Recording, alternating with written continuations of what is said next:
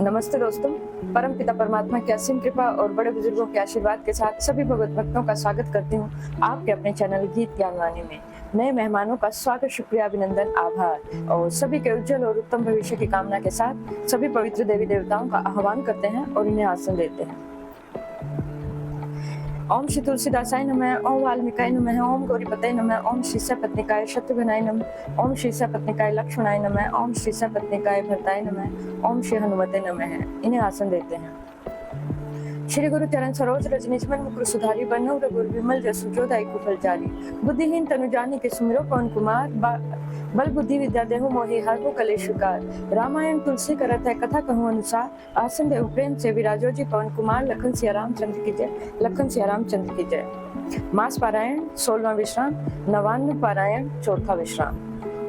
कोटि मनोज लजावन निहारे, सुमुखी कहूँ कि आहे तुम्हारे। सुनी सने में मंजुल वाणी, सकुचि सिए मन महु मुस्कानी। हे सुमुखी, कहो तो अपनी सुंदरता से करोड़ों कामदेव को लजाने वाले ये तुम्हारे कौन हैं? उनकी ऐसी प्रेममयी सुंदर वाणी सुनकर सीता जी सकुचा गई और मन ही मन मुस्कुराई। तिन्हि विलोकि विलोकति धरणी, दूर सकोचि सकुचति बरवर्णी। सकुचि सप्रेम बाल मृग नयनी, बोली मधुर वचन पिकवैनी। उत्तम गौर वर्ण वाली सीता जी उनको देखकर संकोचवश पृथ्वी की ओर देखती हैं और वे दोनों ओर से संकोच से सकुचा रही हैं, अर्थात न बताने में गांव की स्त्रियों को दुख होने का संकोच है और बताने में लज्जा का संकोच।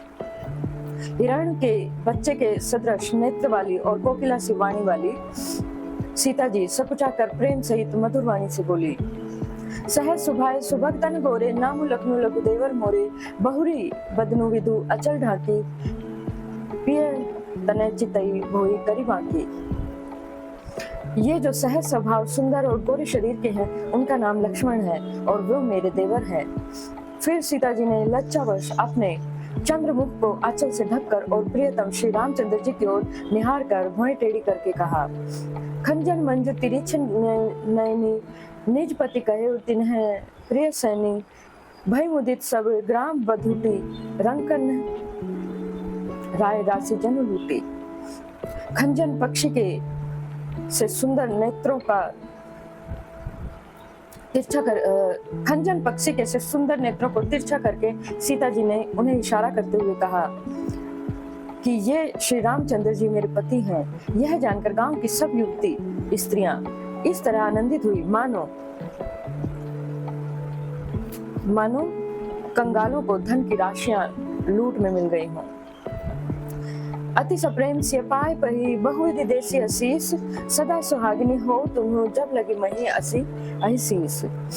ये अत्यंत प्रेम से सीता जी के पैर पड़कर और बहुत प्रकार से आशीष देती हैं, शुभ कामना करती हैं कि जब तक शेष जी के सिर पर पृथ्वी रहे तब तक तुम्हारा सदा सुहाग ऐसे ही बना रहे। पार्वती सम पति प्रिय हूँ, देवी न हम पर छाड़ब छूँ। पुनि पुनि विनय करी करजोरी, जो अहि मारग फिरई बहोरी। और पार्वती के समान अपने पति को तुम भी प्यारी हो। हे देवी, हम पर कृपा न छोड़ना और बनाए रखना। हम बार बार कर हाथ जोड़कर यही विनती करती हैं, जिसमें कि आप फिर जब आए तो इसी रास्ते से लौटे। दर्शन देव जानी निज दासी, लखी सिंह सब प्रेम पियासी। मधुर वचन कहीं कहीं परितोषी, जनु कुमुदिनी कौमुदी पोसी। और हमें अपनी दासी जानकर दर्शन देना। सीता जी ने उन सबको प्रेम की प्यासी देखा और मधुर वचन कहकर उनको भली भांति संतोष किया, मानो चांदनी ने कुमुदनियों को खिलाकर पुष्ट कर दिया हो। तभी लखनऊ रघुवर रुख जानी, पूछई मगु लोगिन मृदुवानी। सुनत नारी नर भय दुखारी, पुलकित गाद विलोचन हारी।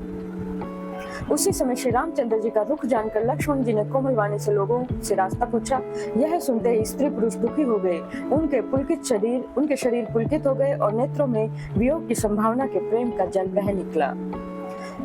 मिटा मोद मन भाई मलीने, विधि निधि दीन लेत जनु छीने। समझ करम गति धीरजु कीन्हा, सोदी सुगम मगु तीन कन्नी दीना। उनका आनंद मिट गया और मन ऐसे उदास हो गया मानो विधाता की दी हुई संपत्ति वापस से छीन ली गई हो। कर्म की गति समझकर उन्होंने धैर्य धारण किया और अच्छी तरह निर्णय करके सुगम मार्ग बतला दिया। लखन जानकी सहित तब गम कीन रघुनाथ, फेरे सब प्रिय वचन कही लिए लाई मन मात।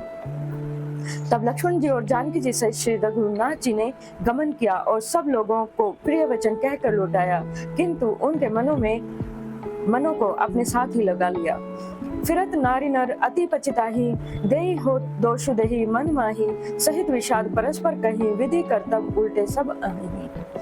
लौटते हुए वे स्त्री पुरुष बहुत ही पछताते हैं और मन ही मन देवों को दोष देते हैं। परस्पर बड़े ही विषाद से कहते हैं कि विधाता के सभी काम उल्टे हैं। निपट निरंकुश निठुर निशंकु, जेहि शशि कीन सरूज सकलंकु, रुख कल्प तरु सागरूर खारा, तेहि पठे बन राजकुमारा। वह विधाता बिल्कुल निरंकुश अर्थात स्वतंत्र, निर्दय और निडर है, जिसने चंद्रमा को रोगी अर्थात घटने बढ़ने वाला और कलंकी बनाया, कल्प वृक्ष के पेड़ को समुद्र को खारा बनाया, उसी ने इन राजकुमारों को भी वन में भेजा है। जो पे इन्हीं दीन वन वासु, किन्हीं वादि विधि भोग विलासु, ए विचर ही मग बिनु पद त्राना, रचे वादि विधि वाहन नाना। जब विधाता ने इनको वनवास दिया है, तब उसने भोग विलास व्यर्थ ही क्यों बनाए। जब ये बिना जूते ही नंगे पैरों के रास्ते में चल रहे हैं, तब विधाता ने अन्य सवारियां व्यर्थ ही क्यों बनाई। ए मही परे दासी कुछ पाता, भुजग सेज कत सुदृश विधाता, तरुअर वास इन्हीं तब दीन विधि दीना, धवल धाम रचि रचि श्रम कीना। जब ये कुश और पत्ते बिछाकर जमीन पर ही पड़े रहते हैं, तब विधाता सुंदर सेज अर्थात पलंग और बिछोने क्यों बनाते हैं। विधाता ने जब इनको बड़े बड़े पेड़ों के नीचे ही निवास दिया, तब उज्जवल महलों को बना बनाकर व्यर्थ ही परिश्रम क्यों किया। जो है मुनि पट धरी जटिल, सुंदर सुखी सुकुमार, विविध भांति भूषण बदन बसन वादि किए करतार।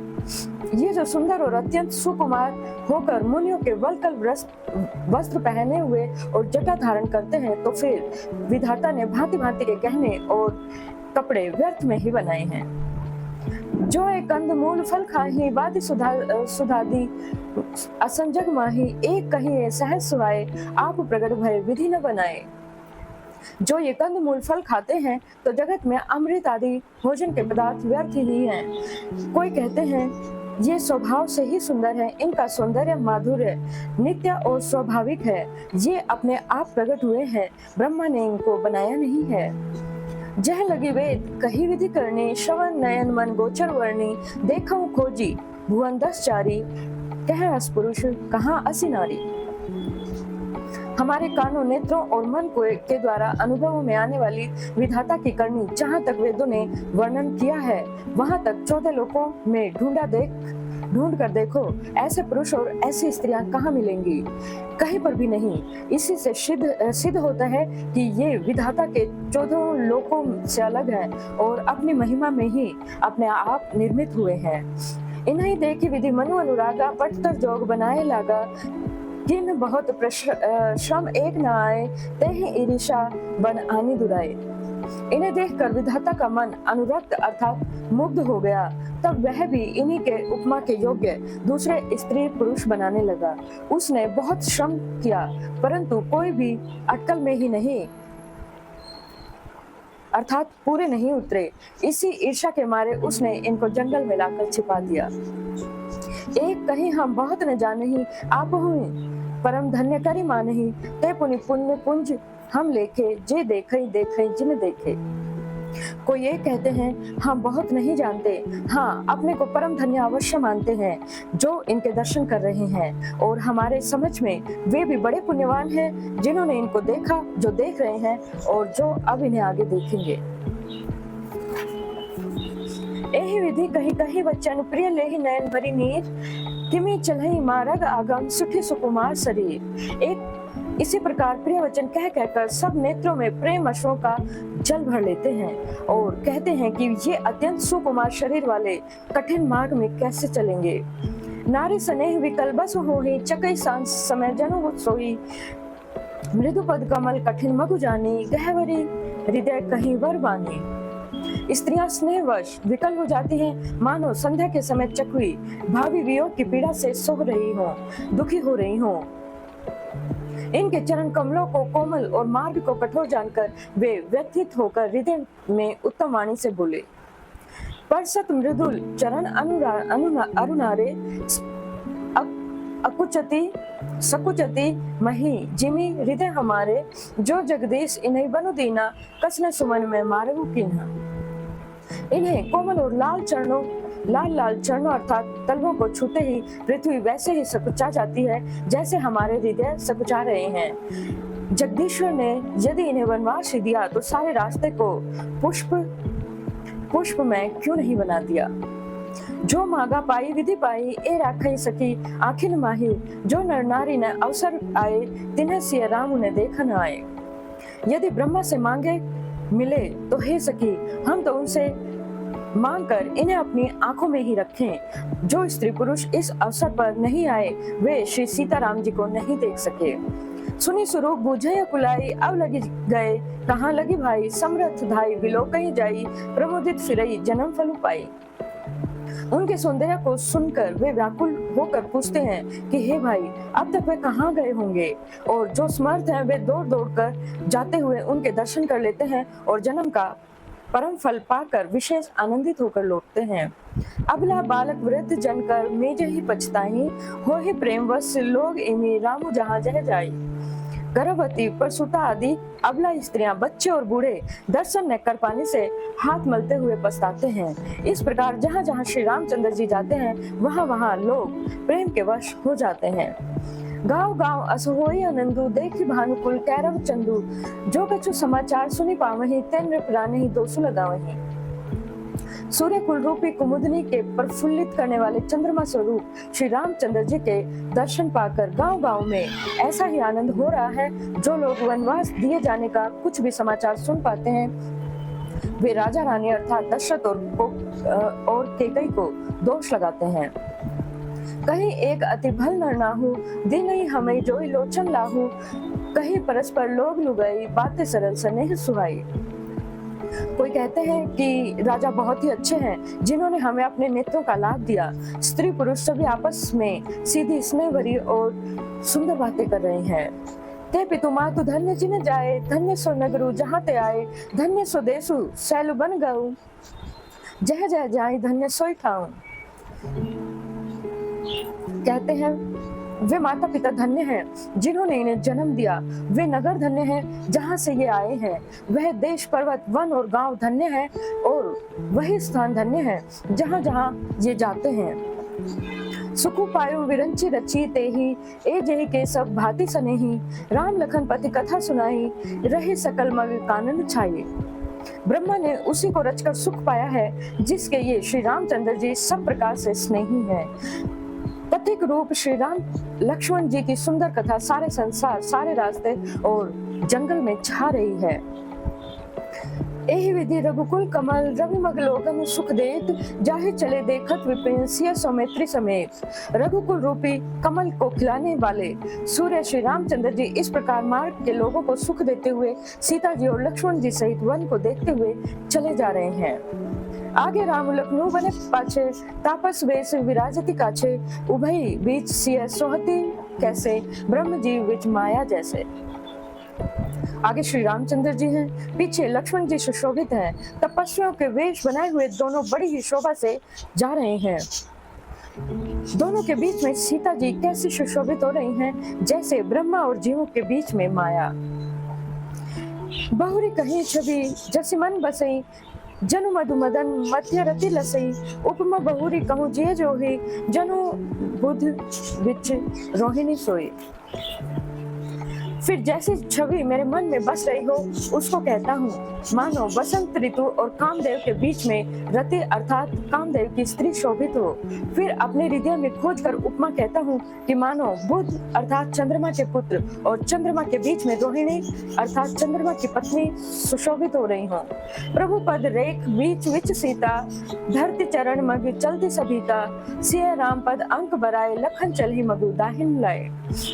प्रभु श्री रामचंद्र जी के जमीन पर अंकित होने वाले दोनों चरण चिन्हों के बीच बीच में पैर रखती हुई सीता जी कहीं भगवान के चरण चिन्हों पर पैर न टिक जाए इस बात से डरती हुई मार्ग में चल रही हैं और लक्ष्मण जी मर्यादा की रक्षा के लिए सीता जी और श्री रामचंद्र जी दोनों के चरण चिन्हों को बचाते हुए उन्हें दाहिने रखकर रास्ता चल रहे हैं।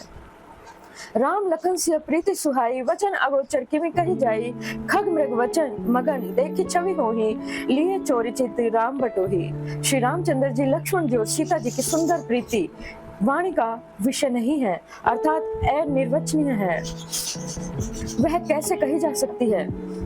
पक्षी और पशु भी उस छवि को देखकर अर्थात प्रेम आनंद से मग्न हो रहे हैं और पथिक रूप श्री रामचंद्र जी ने उनके भी चित्त चुरा लिए हैं। जिन्हें जिन्हें देख के पथिक प्रिय सिय समेत दो भाई भव मगु आगमु आनंदु तेई बनु श्रम रस सिहाई। प्यारे पथिक सीता जी सहित अपने भाइयों को जिन जिन लोगों ने देखा भव का आगम मार्ग अर्थात जन्म मृत्यु रूपी संसार में भटकने वाला भयंकर मार्ग बिना ही परिश्रम के आनंद के साथ तय कर लिया है अर्थात वे आवागमन के इस चक्र से सहज ही छूटकर मुक्त हो गए हैं। अजहु जासु और सपने हु काऊ बसनु लखनु सिय रामु बटाऊ राम धाम पथ पाई सोई जो पथ पाऊ कभू नहीं मुनि कोई। आज भी जिसके हृदय में स्वप्न में भी कभी लक्ष्मण सीता और राम तीनों बट ही आ बसे तो वह भी श्री रामचंद्र जी के परम धाम के उस मार्ग को पा जाएगा जिस मार्ग को कभी किसी विरले मुनि ने ही पाया है। तब रघुवार श्रीमती से जानी देखी निकटवटु शीतल वानी तह बसी कंद मूल फल खाई प्रात नहाई चले रघुराई। तब श्री रामचंद्र जी सीता जी को थकी जानकर और समीप ही एक बड़ का वृक्ष और ठंडा पानी देखकर उस दिन वहीं ठहर गए और कंद मूल फल खाकर रात भर वहां रहकर प्रातःकाल स्नान करके श्री रघुनाथ जी आगे चले। और इसी के साथ सभी पवित्र देवी देवताओं को यथास्थान भेजते हुए कथा को विश्राम देते हैं। कथा विश्राम होत है सुनो वीर हनुमान जो जन जहाँ से आए ये तहाँ करो पान। एक घड़ी आधी में पुण्यास तुलसी संगत साधु की हरु कोटि अपराध। राम लखन से अजान की सदा करो कल्याण। श्रोता सब आसन गए शंभु गए कैलाश अपने अपने धाम को विदा होत हरुसार। कहूँ दंडवत प्रभु शने विनय करु कर जो लखन से रामचंद्र की जय लखन से रामचंद्र की जय। और सभी भगवत भक्तों के उज्जवल और उत्तम भविष्य की कामना के साथ अपनी वाणी को विराम देते हुए जय सिया राम, जय हनुमान, जय घनश्याम, जय माता रानी, जय गुरुदेव, जय महादेव।